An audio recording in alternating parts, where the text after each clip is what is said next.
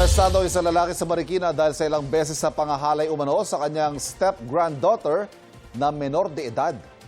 Ayon sa pulisya, nangyari umano ang krimen sa loob ng 5 taon na nagresulta sa pagbubuntis ng biktima. Tumanggi magsalita ang akusado. At may unang balita si EJ Gomez.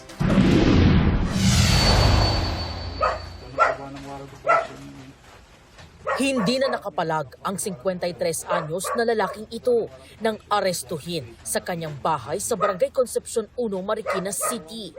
Sinilbihan siya ng arrest warrant dahil sa umunoy paulit-ulit na panggagahasa sa menor de edad niyang step-granddaughter.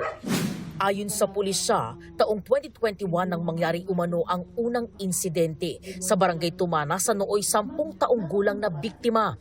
Kasama raw sa bahay na biktima ang kanyang ama at tiyahin.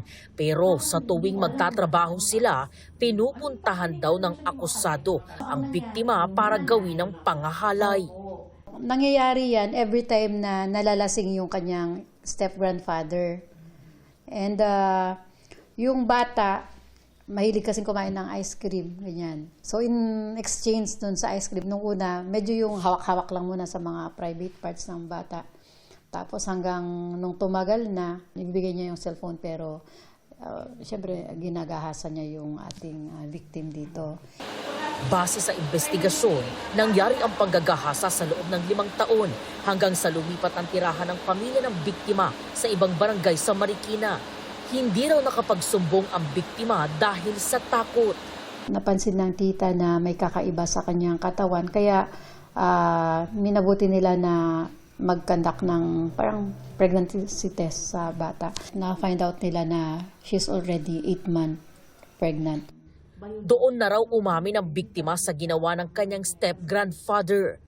Ang kanya raw lola na asawa ng akusado ang mismong nagbigay alam sa ama ng menor de edad ukol sa nangyari. Itong July 22, inilabas ng korte ang arrest warrant laban sa lalaki. Sinubukan ng GMA News na kunan ng pahayag ang akusado pero tumanggi siya. Naharap siya sa 5 counts of statutory rape, 5 counts of sexual assault at acts of lasciviousness. Tumanggi ring magbigay ng pahayag ang pamilya ng biktima. Ito ang unang balita. EJ Gomez, GMA News.